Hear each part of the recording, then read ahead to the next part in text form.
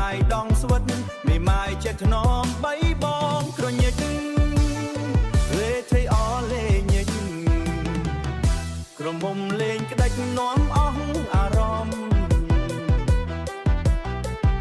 ក្រមុំលេងក្តាច់នាំអស់អារម្មណ៍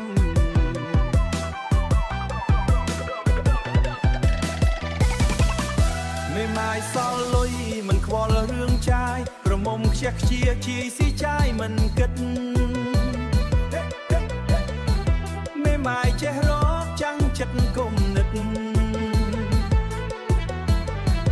ក្រមុំស្អាតពិតគុំនិតនៅក្មេង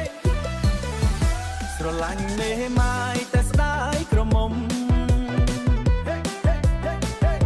មេម៉ាយដងធំក្រមុំដងស្វិតមេម៉ាយចិត្តថ្នមបីបងក្រញិចលេថៃអលេញិចក្រមុំលេងក្តាច់នាំអស់អារម្មណ៍ក្រមុំលេងក្តាច់នាំអស់អារម្មណ៍